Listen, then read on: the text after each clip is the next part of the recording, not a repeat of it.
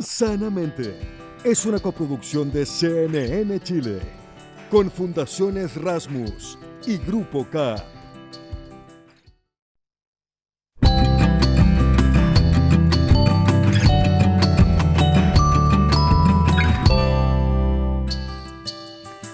Hola, ¿cómo están todos y todas? Bienvenidos a otro capítulo de Sanamente. Hoy haremos un capítulo especial con algunas de las entrevistas más destacadas que hemos tenido durante esta temporada 2023.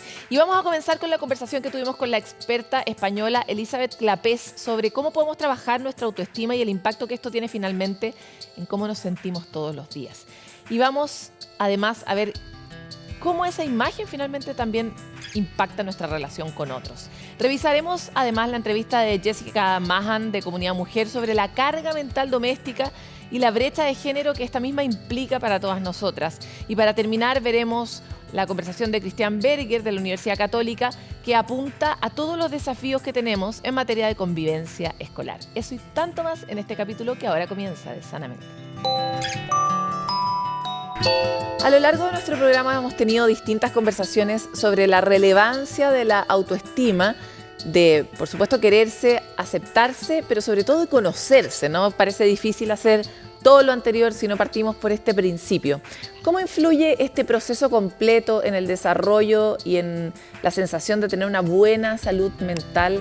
¿Cómo podemos construir una relación sana con nosotros mismos que muchas veces nos relacionamos de la manera más tóxica con nosotros? Para hablar de este tipo de temas y más, estamos hoy con la psicóloga especializada en relaciones de pareja, Elizabeth Clapés, que además es autora de los libros Querida Yo y Hasta que te caigas bien.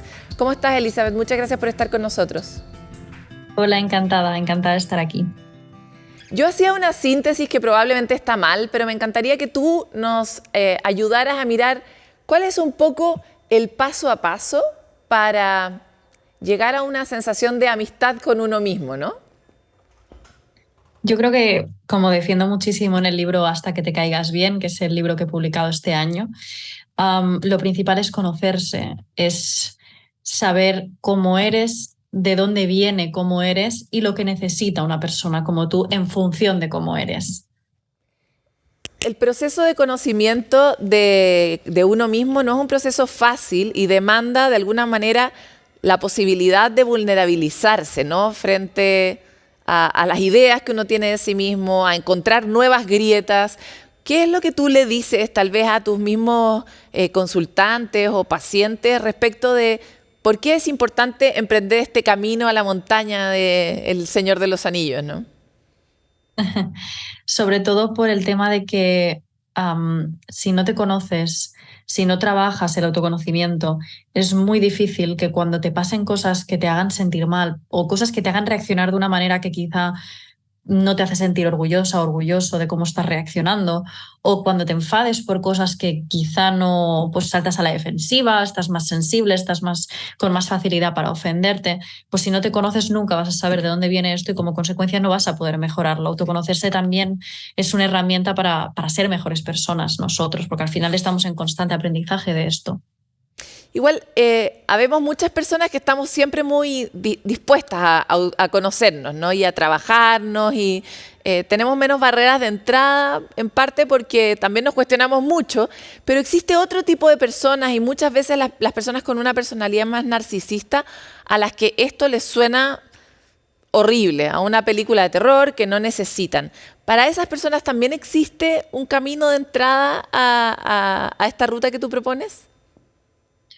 Yo creo que a día de hoy sí que es verdad que la palabra narcisista se está utilizando mucho y habría que ver también a qué estamos llamando narcisista, ¿no? Porque en psicología narcisista tiene una definición que creo que dista bastante de cómo la empleamos nosotros en nuestro día a día, pero sí que es verdad que creo que todo el mundo tiene que tener al menos la oportunidad de poder trabajar en sí mismo, que no debemos limitar a nadie y decirle no, tú no, porque mira, porque tú, porque no, porque me caes mal, ¿no? Entonces creo que, bueno, hay personas malas, existen, no es ninguna novedad y en psicología en psicología y en general en la vida nos empeñamos muchísimo en poner etiquetas de decir, no, es que tiene un problema, no, es que es un narcisista, no, es que es un psicópata narcisista. Bueno, pues quizás simplemente es malo y ya está, y no hace falta darle más vueltas. Pero no voy a ser yo quien ponga límites a alguien y le diga, no, mira, tú no puedes trabajar en ti mismo porque yo he decidido que no.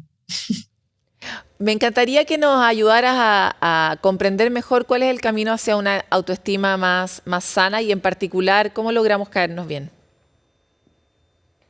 Yo creo que caernos bien y lograr una buena autoestima empieza por, como comento en el libro, primero conocerse, entender tu pasado, entender de dónde vienes, qué educación has recibido, qué patrones has aprendido de tus papás o de las personas con las que te hayas criado.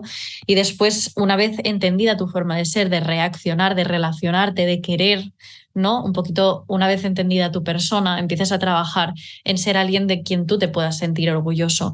Y esto es algo que digo muchísimo en el libro, ¿no? De hasta que te caigas bien, que precisamente te tienes que caer bien. Esto es una forma como más comercial de decirlo, el te tienes que caer bien, pero realmente a lo que me refiero sobre todo en el libro es a actuar de manera que tú te sientas orgullosa de quién eres. No que vivas constantemente arrepintiéndote de lo que hiciste ayer, sino que digas, mira, estoy orgullosa de cómo he actuado, estoy orgullosa de la persona en la que me he convertido, estoy orgullosa de los límites que pongo a mi entorno, de cómo me relaciono, de cómo expreso cuando algo me molesta, de cómo me expreso en la tristeza, ¿no? Quiero decir, es importante estar orgulloso de uno mismo y no solo de las personas que nos rodean. Totalmente. ¿Y cuál has visto tú que es la relación? Porque muchas veces la manera poco asertiva de reaccionar, nuestra manera a veces agresiva, a veces violenta, a veces pasivo-agresiva, de contestar en una situación difícil de conflicto con otro, finalmente, efectivamente nos da vergüenza después. En el momento nos sale como algo muy natural y muy propio, pero ¿cuánto de eso está anclado en el dolor o en el trauma o simplemente en el aprendizaje errático? ¿Cómo ha sido tu experiencia en ese sentido? Yo generalmente lo que veo en personas a las que acompañamos en el equipo de psicólogas que coordino es que las personas que acostumbran a reaccionar más a la defensiva son personas que se han acostumbrado, por una parte, hay personas que se han acostumbrado a reaccionar así porque han estado en peligro durante mucho tiempo de su vida, por lo tanto su cuerpo está como a la defensiva porque en muchas ocasiones ha necesitado estarlo para poder defenderse de lo de fuera, entonces tiene una respuesta como adaptativa al medio, pero fuera de tiempo, porque obviamente eso ya ha pasado, entonces ya no sirve, pero sin embargo siguen reaccionando de esta manera porque lo han aprendido así y porque siguen alerta, ¿no? Y por otro lado también he visto bastante personas que reaccionan a la defensiva porque tienen muchísima ira, muchísima rabia contenida que no han podido canalizar, que no han podido gestionar, porque han sufrido muchísimo y como que no han tenido herramientas para canalizarla hacia otro lado. Entonces, a la mínima que tienen como, no voy a decir la oportunidad, pero como la posibilidad de sacarla, en lugar de sacarla en pequeñas dosis, sale en modo avalancha, ¿no? ¿Y cómo crees que es en nuestra sociedad moderna en términos de permitirnos sacar las cosas en bocados y no en avalanchas? ¿Cómo? Perdona, no entiendo la pregunta. La sociedad moderna, la vida, la cultura, la manera en la que nos desenvolvemos, ¿tú crees que da o no da espacio para que nosotros podamos sacar nuestras emociones en bocados y no en avalanchas? Bueno, al final la sociedad creo que castiga muchísimo todo lo que tiene que ver con la expresión emocional, por lo tanto, obviamente una avalancha, no, o sea, una explosión emocional, ¿no? No es bienvenido, pero como siempre es verdad que, sobre todo a los hombres, lo que es la expresión emocional no se les ha permitido, entonces es normal que acumulen hasta que exploten. Y con las mujeres lo que ha pasado también es que se nos ha acostumbrado más a ser sumisas, a sonreír y a callar, entonces también es frecuente pues que vayamos acumulando, vayamos callando y algún día reventemos.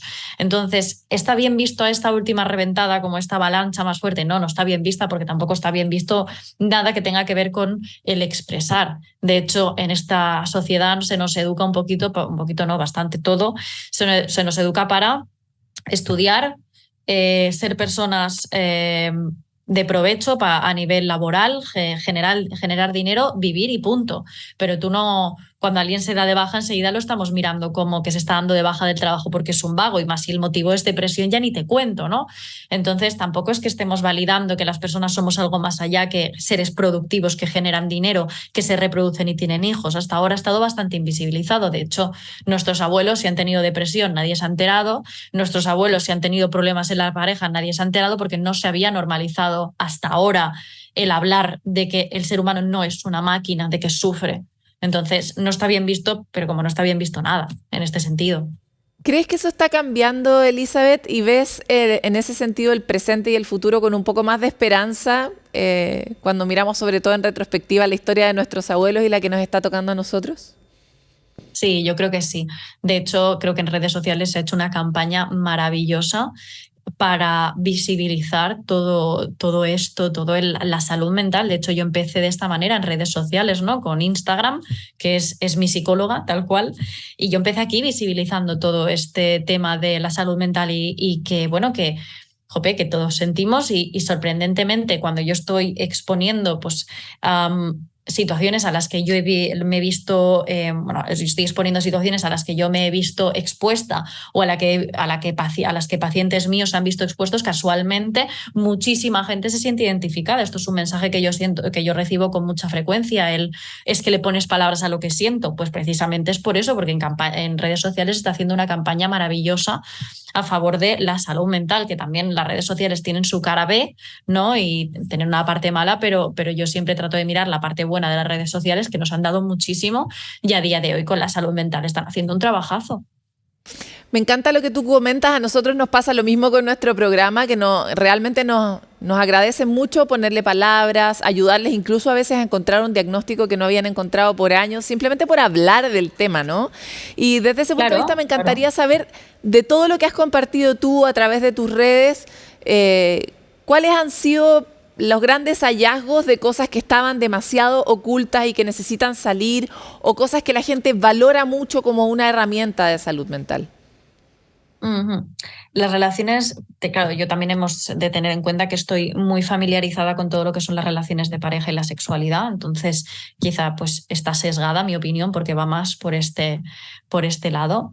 He encontrado mucho de relaciones de maltrato o relaciones en las que la víctima pensaba que era la culpable de lo que estaba sucediendo y estaba sufriendo tipos de manipulación como gaslighting, que estaban sufriendo pues también la ley del hielo, otras que ahora no se me viene a la cabeza, ¿no? Pero muchos tipos de manipulación y maltrato psicológico e incluso físico. Y al hablar de esto en voz alta ha habido gente que me ha dicho, ostras, es que de hecho hoy justo he atendido a un paciente que me decía, vengo aquí porque vi un vídeo tuyo y es exactamente lo que me ha pasado con mi ex. Entonces, pues muchas situaciones que hemos normalizado en la pareja, pero que realmente son maltrato, y luego cuando vemos a alguien de fuera ponerles nombre y además identificarlas como algo dañino, como algo que es maltrato, es como que nos sentimos muy aliviados, y eso es lo que más he visto, pero como te digo, porque yo hablo siempre de relaciones de pareja, entonces es muy, pues es que estoy sesgada, ¿no? Pero bueno, hablo de relaciones de pareja, autoestima, sexualidad y demás, pero bueno, un poquito de la mano de eso, ¿no? Cosas que hemos normalizado que no son tan normales en la pareja, sobre todo. Desde el punto de vista de la sexualidad es algo que por distintas razones siempre queda un poco guardado y oculto. ¿Qué señales o qué alertas deberíamos estar observando en nuestra vida y en nuestro mundo sexual como señales de que estamos metidos en algo que no va bien o que no es sano para nosotros? Yo creo que, bueno, el deseo sexual, por ejemplo, fluctúa muchísimo a lo largo de la vida y de las situaciones vitales, y es normal tener más deseo sexual en unas épocas y menos deseo sexual en otras, pero sí que creo que es interesante prestar atención cuando perdemos ese deseo sexual, y el preguntarnos, aunque sea con pareja o a solas, ¿no? Con la masturbación, el preguntarnos qué está pasando en mi vida para que yo tenga menos ganas de tener relaciones, qué está pasando para que yo no tenga ganas de, con mi pareja, tener relaciones sexuales. Pues quizá hemos caído en la rutina en monotonía, quizá ha habido algo de mi pareja que no me guste, quizá me siento insegura, quizá, bueno, hay un montón de cosas, ¿no? Entonces, creo que prestar atención al deseo sexual, sobre todo a los cambios en el deseo sexual, porque claro, si yo tengo un deseo sexual bajito, pues significa quizá lo tengo desde siempre, pues quizá no soy tan activa, ¿no? Y bueno, quizá puedo trabajar mi sexualidad y serlo más, pero quizás que yo no soy activa. Entonces hay que prestar atención, más que el compararte con tus amigas y el ver cuánto te dicen tus amigas que tienen relaciones sexuales o la calidad de sus relaciones sexuales, mirar para adentro tú y ver tus propios cambios en tu sexualidad, en tu deseo. Ahora, desde el punto de vista práctico y volviendo un poco al marco de la autoestima, ¿hay algo que tú puedas recomendar, casi como un abdominal para la autoestima, que podamos nosotros empezar a ejercitar si queremos iniciar este camino de conocernos y valorarnos? Yo diría que el poner límites a las personas que nos rodean, porque no hay nada que haga más daño en autoestima que estar permitiendo constantemente que los demás te la chafen, o sea, que te la aplasten, que te pisen. Y yo creo que empezar a que construir una buena autoestima empieza por poner límites y decir hasta aquí. Porque cuando no decimos hasta aquí y permitimos que los demás sobrepasen nuestros límites, aprovechen de nosotros, nos hagan daño y nosotros lo perdonemos, eso daña nuestra autoestima, es un golpe directo a nuestra autoestima. Sin embargo, cuando recordamos aquella vez que le dijimos a alguien, oye, mira, yo esto no te lo voy a pasar por alto, ahí tienes la puerta, vete, como que lo recordamos con muchísimo más orgullo de la decisión que tomamos en aquel momento. Por eso creo que es fundamental el poner límites al entorno.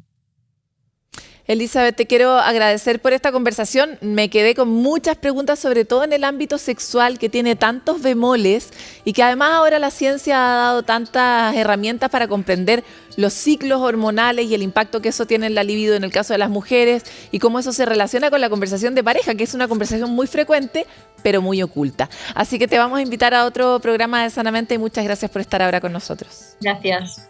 Ha sido un placer. Hasta luego.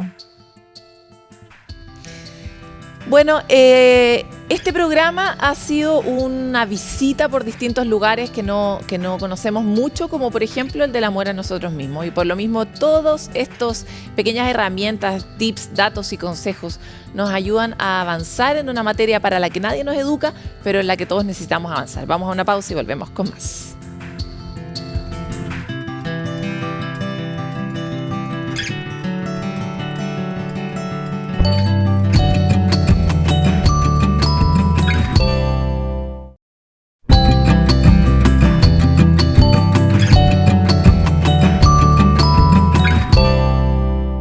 Bueno, si los que están ahí escuchando son hombres, la conversación que viene les tiene que importar mucho porque probablemente van a identificar algunas cosas que les pasan en su vida cotidiana con su familia, ¿no?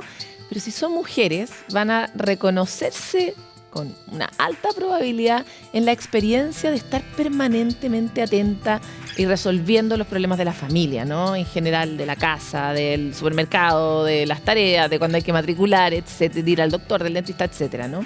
Y es por eso que hoy queremos poner un doble foco en un estudio que realizó Comunidad Mujer y estamos con Jessica Mahan, directora de liderazgo de esta misma institución. Muchas gracias por estar aquí. Gracias por la invitación a conversar este tema. Quisiera partir sobre la pregunta de ¿por qué necesitamos un estudio para describir un fenómeno que por lo menos para las mujeres es muy obvio y ha sido como permanente a lo largo de nuestra historia, digamos? Ha sido permanente, es obvio, pero está invisibilizado. La carga mental, una de sus características es que es invisible, e incluso invisible para las propias mujeres. Este es un fenómeno feminizado. Son las mujeres principalmente quienes sufren de la carga mental doméstica. Es un concepto que tiene casi 3 décadas, tiene algunos estudios, pero es prácticamente desconocido. Lo que no se nombra, lo que no se mide, no existe. Por eso la necesidad de nombrarlo, de definirlo, de escribirlo, pero también poder acercarnos a una medición que dé cuenta del fenómeno y que dé cuenta de que esta carga mental está radicada principalmente en las mujeres y ahí poder también evidenciar cómo impacta en las propias mujeres. Ya. Partamos por una definición muy precisa de qué es una carga mental para que quienes tal vez todavía no identifican que la andan cargando, la podamos poner ahí al frente. La carga mental doméstica hace referencia a todo este proceso de trabajo que está muy concentrado en lo cognitivo, trabajo cognitivo que implica la planificación, la organización, el monitoreo, el seguimiento, todas estas múltiples acciones que se requieren de ejecutar para el hogar, para que el hogar funcione. O sea, porque para tener el almuerzo eso le antecede una serie de acciones. Y además todas estas se combinan porque la casa, el hogar, es como una empresa, una organización y requiere todo un proceso de gestión, de planificación para su funcionamiento. Pero además es carga mental cuando se suma una dimensión que es emocional.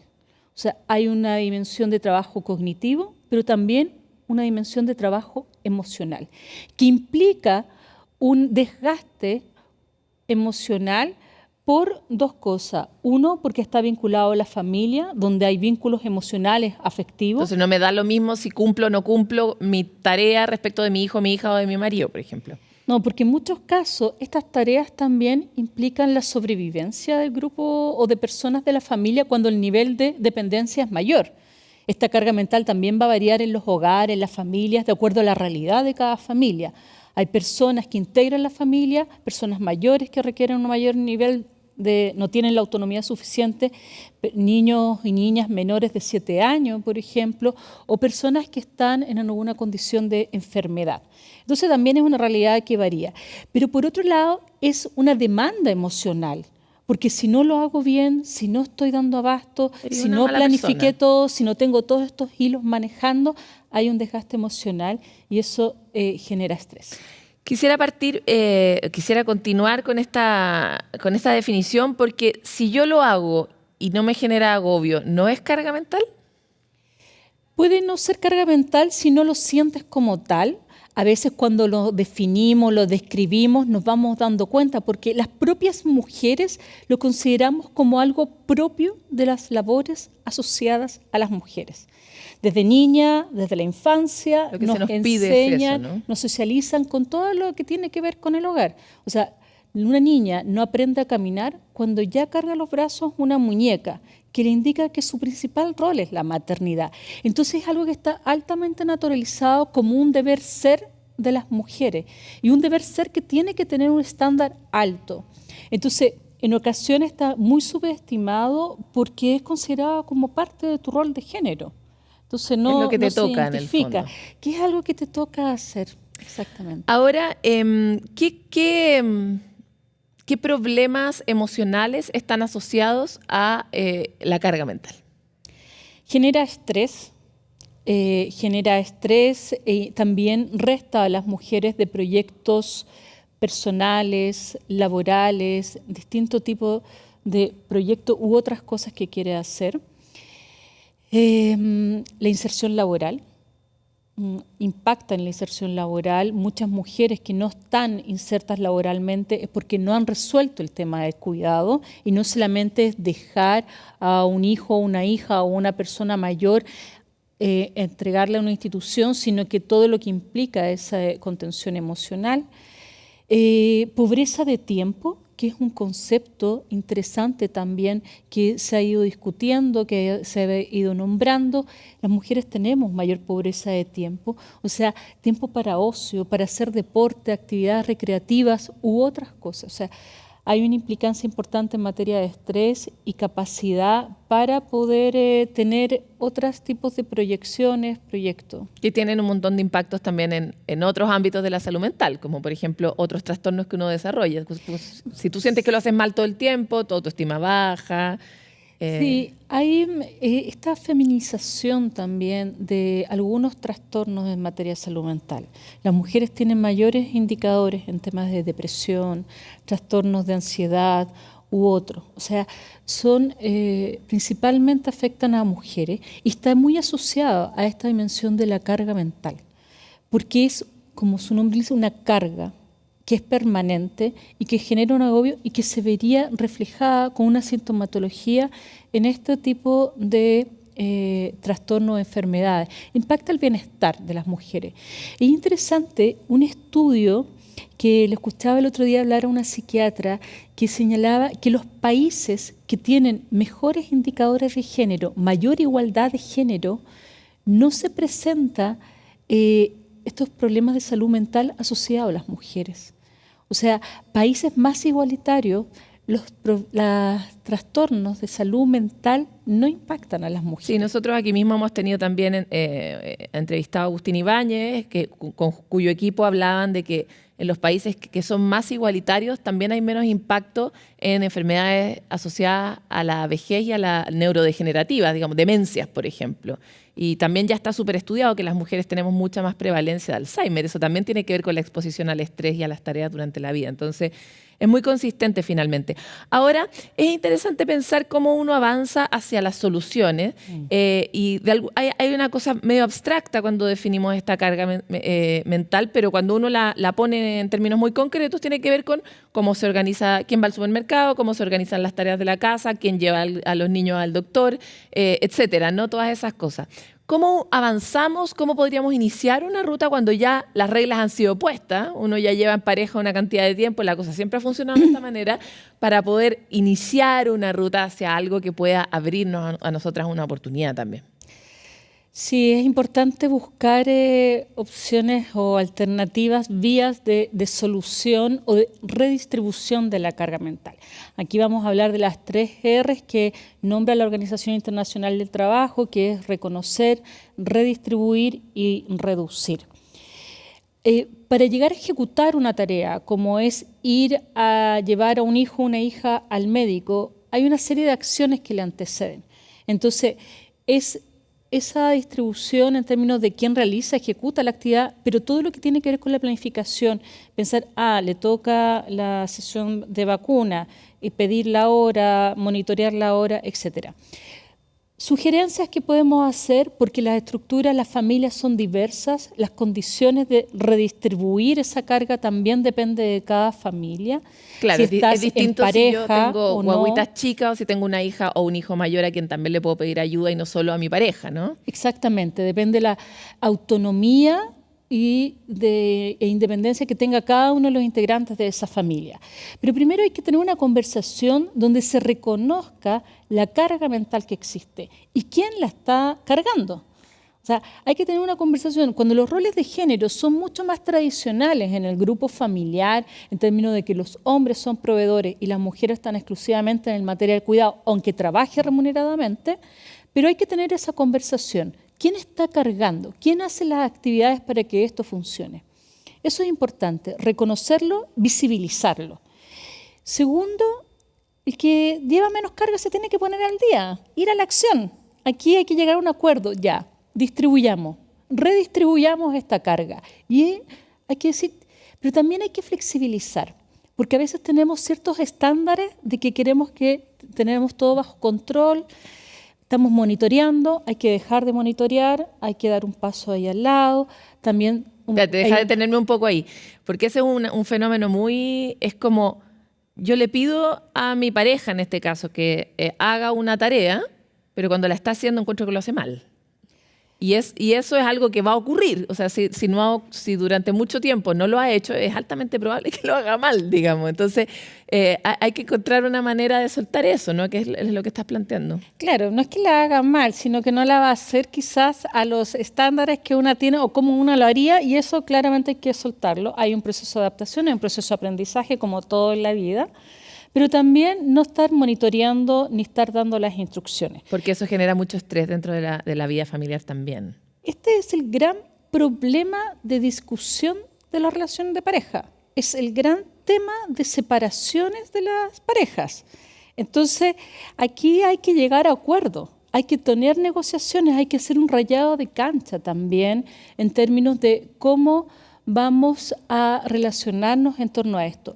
¿Qué es lo que ocurre? Y ahí el video, si lo pueden revisar, lo pueden ver, los hombres tienen una actitud que es pasiva, de recibir la instrucción y ejecutarla. Esto de ser el ayudador, yo ayudo. No hay una acción de responsabilidad en el acto. Entonces, ahí efectivamente hay un proceso de adaptación, hay que soltar, no hay que estar monitoreando, no hay que estar en seguimiento y hay que tener un nuevo trato para poder reducir esa carga mental. Hay una cosa que inevitablemente ocurre cuando uno levanta estas conversaciones socialmente. Estamos en un momento, nunca antes habíamos tenido las conversaciones que estamos teniendo las mujeres hoy día, pero no son conversaciones sencillas, incomodan mucho en general a los hombres. Entonces quisiera hablar un poco sobre el tono, ¿no? Porque siendo yo una mujer no me cabe ni una duda que esto es muy necesario y muy justo, pero sin duda el resultado, la respuesta del otro es diferente desde el lugar donde uno lo plantee, y con, voy a decirlo, con el amor que uno envuelva esa conversación, ¿no? Da la impresión de que cuando uno se pone muy así, nada sale bien, todo el mundo se pone a la defensiva, etc. Entonces, ¿hay alguna recomendación respecto del tono o de los valores que uno debe? ¿Cómo podríamos disponernos a esta conversación? Me aprovecho y me subo por el chorro porque sé que eres psicóloga, en el sentido de alguna recomendación específica para que esta conversación sea efectiva, ¿no? Y que no termine en una nueva pelea o en una nueva discusión, ¿no? Porque uno se pone muy mandón, etcétera, ¿no? Bueno, son todas recomendaciones, son sugerencias, pero la comunicación asertiva acá es como el mantra, ¿no? No esperar a tener esta carga de estrés que finalmente terminas como explotando, reventando. No ¿sí? tener la conversación cuando estás en tu peor momento, primero. Exactamente. A veces es inevitable y es necesario también, y el sentimiento y la emoción de la rabia en las mujeres siempre ha sido negado. Entonces también hay que validarlo, que las mujeres podemos tener molestia, podemos tener rabia. Pero aquí la sugerencia es poder sentarse a conversar, quizás generar una lista. Aquí hay varias metodologías también de juegos, pueden visitar nuestra página web, ahí hay algunas recomendaciones, pero es ver ya qué implica lo que se hace en un día cualquiera, todas las acciones, lo que se ejecuta y lo que requiere para que eso se llegue a realizar. Y decir ya, y redistribuyamos esto, pero conversarlo. Pero te das cuenta de que yo estoy realizando esto. Quizás estos mismos post-it que tiene el video, mezclar ahí, identificar post-it, quién hace las tareas, ya, quién hace esto, cómo se puede redistribuir. Pero hay que tener una conversación sincera, pero también hay que tener una voluntad para generar el cambio. Y en eso es indispensable interpelar a los hombres, porque también los hombres han sido socializados, han sido educados desde la infancia, estando ajenos al hogar, como algo que no es su responsabilidad. Entonces también hay una reflexión que hacer como grupo familiar, como pareja, tanto hombres como mujeres, de poder redistribuir esta gran empresa que es la familia, esta gran organización que es la familia, para que todos quienes la integran tengan un mejor bienestar y sean más felices también. Totalmente. Te quiero agradecer por esta conversación. Ojalá la siguiente sea para exponer mejores resultados en un Chile futuro. Muchas gracias. Vuelvo a invitar a toda nuestra audiencia de hombres. Sanamente tiene una audiencia de hombres bien significativa y de hombres mayores, que son muchas veces los que más se incomodan, pero también son muchos de los que se han vuelto más reflexivos a propósito de estas conversaciones. Es una oportunidad no solo para la pareja, que se abre un espacio, un tiempo de vida, sino que también es una oportunidad para los hombres de vivir dimensiones de la vida cotidiana que son muy gratificantes también. No son solo un agobio, ¿no? Hay una serie de micromomentos que ocurren en las cosas de todos los días que son muy especiales con los hijos y con los otros, y el simple acto del cuidado genera, ya sabemos, porque lo hemos visto en Sanamente antes, retribuciones y felicidad, mecanismos de recompensa en nuestro cerebro. Entonces, todos podemos ser más felices siendo parte todos de todo. Vamos a una pausa y volvemos con más.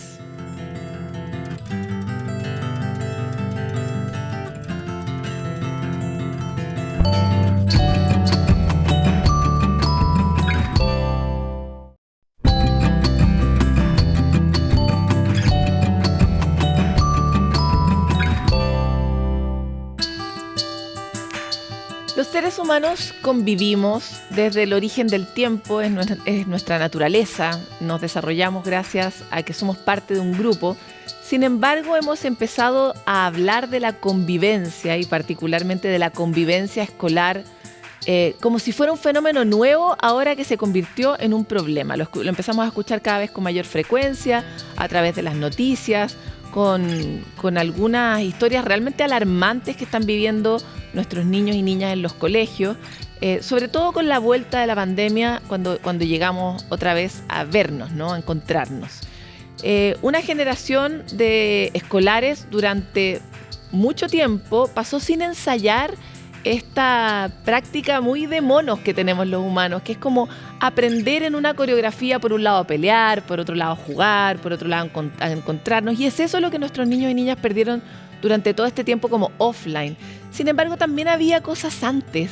Y nos encantaría hablar sobre justamente este asunto de la convivencia escolar de forma lo más profunda posible, y también no echándole toda la culpa a la pandemia, porque realmente nuestra sociedad no comenzó después de la pandemia, y para eso nos acompaña hoy Cristian Berger, académico de Psicología de la Universidad Católica. Muchas gracias por estar aquí. Gracias por la invitación, Paloma. Cristian, quisiera partir con esta idea. De alguna forma la pandemia nos ha permitido tantas cosas, ¿no? Fue un experimento en vivo donde pudimos ver qué nos pasa cuando estamos solos, qué nos pasa cuando no interactuamos, qué le pasa a nuestra biología, a nuestras emociones. Y por eso, de alguna manera, todos empezamos a decir, bueno, es que después de la pandemia nos pasó esto porque fue un trauma muy grande social, ¿no? Pero parece que nuestros problemas de convivencia no vienen de la pandemia, vienen desde antes. ¿Cuál sería tu visión como experto en la materia, particularmente en el ecosistema de los colegios? Sí, yo creo que la pandemia nos hizo reconocer cosas que antes no estaban tan visibles, como por ejemplo el valor que le damos a los vínculos, ¿no? Tú cuando le preguntabas a los niños qué es lo que más echan de menos de la escuela en pandemia, era a los amigos, a las amigas, los espacios cotidianos, y eso creo que se nos visibilizó.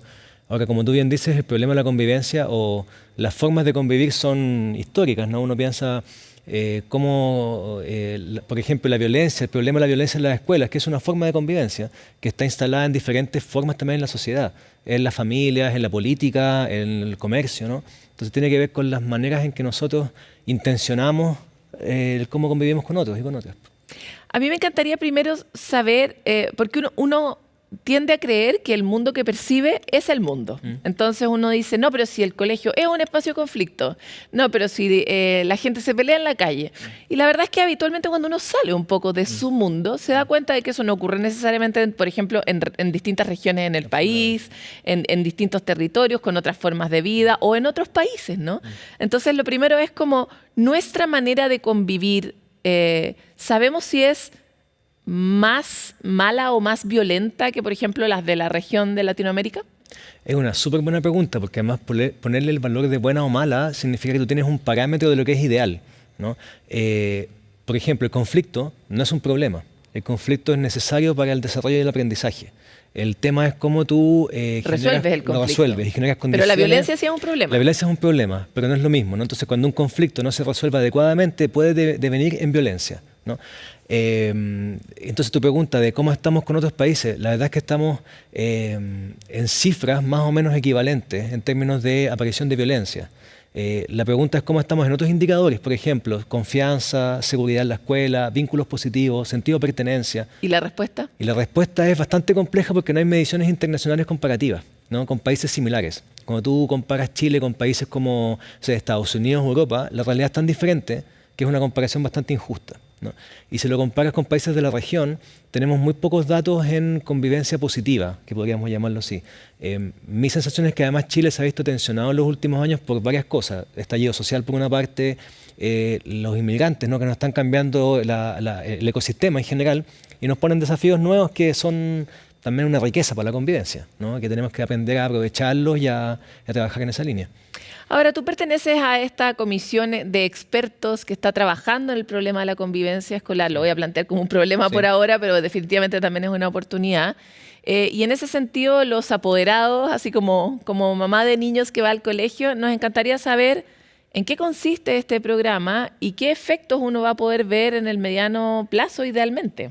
Sí, el Consejo Asesor que tú señalas trabajó durante el 2022, ¿sí? Y dentro de las propuestas que salieron de ese consejo que tomó el Ministerio de Educación es un programa que se llama Convivir se aprende, que es un programa que lo que busca es generar condiciones para una gestión de la convivencia más promocional, ¿no? En positivo. Es decir, no pensar en que la convivencia es un lugar de problemas que hay que resolver, sino que es un lugar de formación de ciudadanas y ciudadanos. Y la pregunta es cómo entonces intencionamos ese espacio escolar como un espacio de formación. Y el trabajo tiene que ver con equipos directivos, con equipos de convivencia escolar, pero también con la familia, también con los estudiantes, en la gestión de lo que podríamos llamar como la comunidad que está en la escuela, ¿no? Muchas veces pensamos que los adultos tienen que hacer todo para que los estudiantes estén bien. Y en la práctica es una comunidad que tiene que conversar para poder generar las condiciones para estar bien todos. ¿Nos puedes contar así como un ejemplo de cómo se interviene a cada una de esas poblaciones? O sea, porque, por ejemplo, los papás solemos creer que el problema del colegio es como un problema del colegio un poco. Sí. Y uno más bien se relaciona como un poco alegando, como pidiendo, pero poco colaborando. Entonces, ¿qué tenemos que hacer los papás?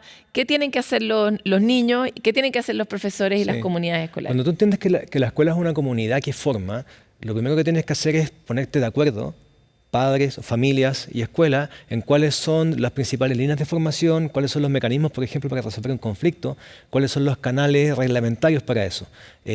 La mirada de un papá o una mamá que viene a quejarse de la escuela es una mirada como de cliente, ¿no? Que está fuera de la escuela. Y lo que tenemos que hacer es ser una comunidad que forma en conjunto. Y eso tiene que ver con la alianza familia-escuela, que se puede intencionar desde las reuniones de apoderados, ¿no? Cómo se intencionan, hasta hitos de ingreso a la escuela, ¿no? Todos los momentos en que tú puedes hacer comunidad. Porque si no estás en una especie de tensión entre dos instituciones que no conversan entre ellas. O sea, los problemas del colegio al final son los mismos que los de la democracia. Hay que ponerse de acuerdo en las reglas que van a regir nuestra convivencia. Tú muy bien lo dices, la escuela forma ciudadanos que van a ser parte o van a ser la sociedad del futuro, ¿no? Tenemos que pensar de esa manera. No como la escuela como un espacio independiente y desconectado. Es un espacio en que se vive la democracia y se vive la convivencia, ¿no?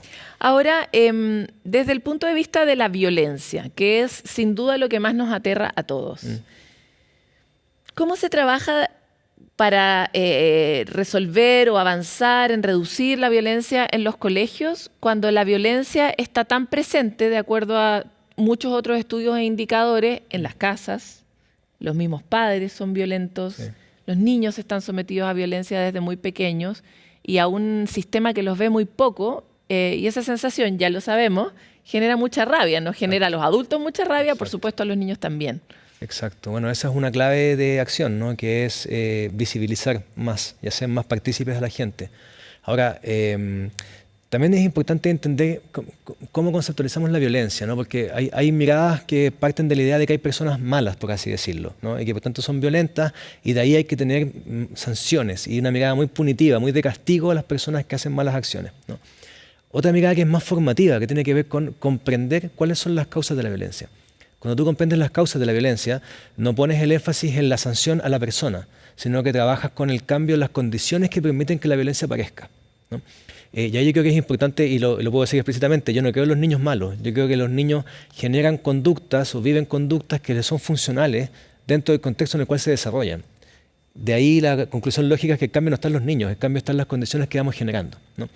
Y ahí está el trabajo, por ejemplo, en clima escolar, en cómo tú generas condiciones para la integración y la inclusión, todos los modelos que tienen que ver con cómo tú incluyes la diferencia, ya sea de ciudadanía, ya sea de minorías sexuales, etcétera, tienen que ver con cómo tú vives con el otro, con el que es distinto, ¿no?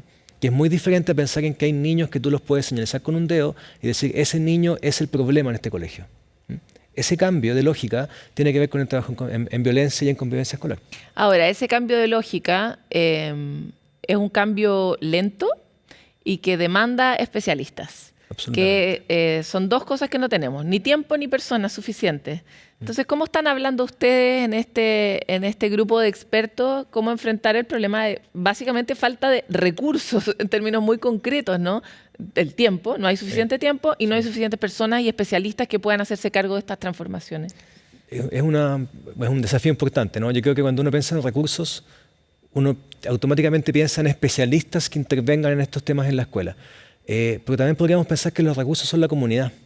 Te pongo un ejemplo bien concreto. En una sala de clases en la que tú tienes un conflicto y ese conflicto no se resuelve y escala a una situación de violencia, probablemente el principal recurso son los propios miembros de esa comunidad escolar, de ese curso, que puedan generar un espacio de integración, participación, coherencia que permita resolver los conflictos. Ya, Aquí, pero a esa formación, eso hay que formarlo. Eso es una habilidad que hay que crear. Y ahí aparece el rol de los adultos, ¿no? Y tiene que ver no solamente con el profesor, tiene que ver con la mirada de formación de desarrollo personal, cómo tú trabajas en consejo de curso, cómo trabajas en orientación, ¿no? Ahora, pero esto no requiere necesariamente especialistas, expertos en violencia escolar, requiere especialistas que puedan formar estudiantes. Y ahí yo creo que nos entrampamos en pensar en que no tenemos nada que hacer. En la sensación de incompetencia y de poca capacidad es muy compleja en las escuelas. Y muchos profesores y profesoras se sienten incapaces, siendo que son muy capaces, ¿no? Y que están formados para ello. Entonces ahí el volver a reconocer y a validar esas experiencias es muy importante. Hay una cosa que me nace inevitablemente, que es como una analogía con cómo reconocer los signos de una enfermedad antes de tiempo, ¿no? Antes de que se manifieste. Y es claro, cuando lo que tienes que resolver es violencia muy explícita y muy escalada, ahí parece que uno igual se vuelve bastante incapaz tal vez. Pero cuando lo que tienes que resolver son pequeñas formas de conflicto cotidiano, diferencias de opinión, debates sobre la materia que se está trabajando, o sea, como que tal vez ahí hay una buena oportunidad de Absolutamente, trabajo. Y aquí estamos hablando de temas que tienen que ver, por ejemplo, con el desarrollo moral de los estudiantes, ¿no? Si tú, por ejemplo, yo siempre ocupo este ejemplo con mis estudiantes, si tú tienes un estudiante que, hago un paréntesis, los estudios en Chile muestran que el 90 y tanto % de los estudiantes no quiere violencia en la escuela y no le gusta. O sea, estamos todos de acuerdo en que la violencia no debería estar en las escuelas, pero igual está instalada. Entonces, cuando tú tienes un estudiante que se enfrenta a un caso de bullying entre sus compañeras o compañeros, se siente mal. Ese estudiante o esa estudiante quiere hacer algo, quiere proteger al niño que lo está pasando mal, pero no sabe cómo. Y si no sabe cómo, se empieza a aislar y alejar. Lo mismo que hacemos los adultos, finalmente, ¿no? Si tú a ese niño le das herramientas concretas, muy sencillas, habla con el profe, júntate con más amigos y acompáñenlos, ¿no?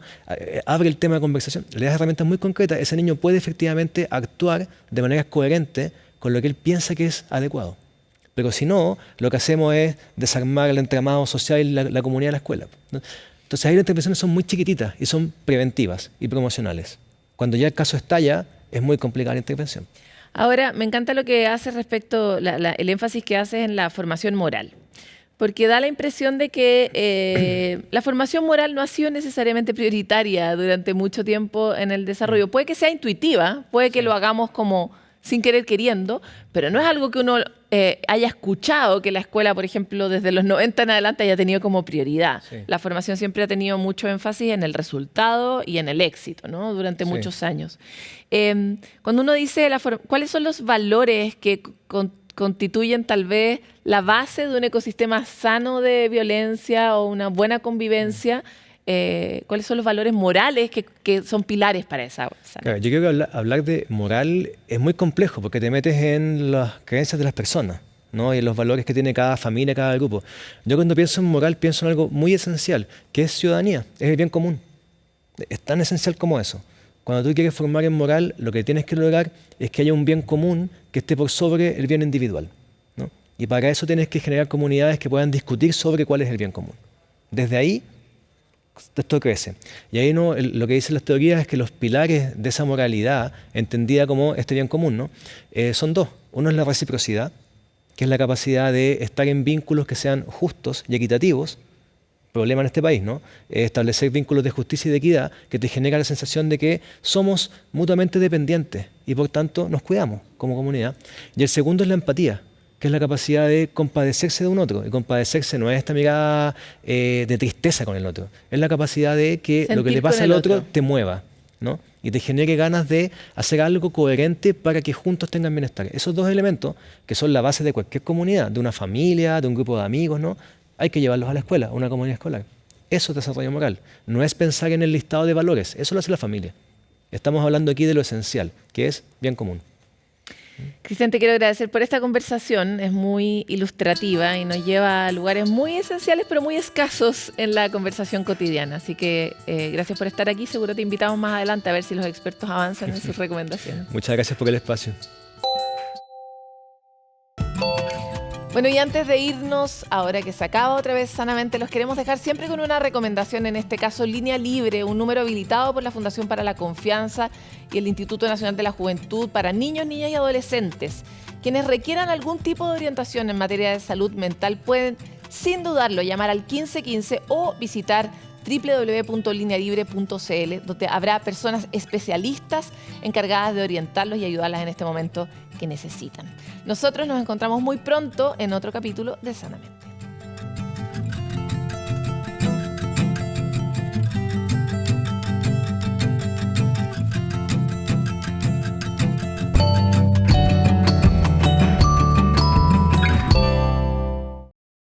Sanamente es una coproducción de CNN Chile con Fundaciones Rasmus y Grupo K.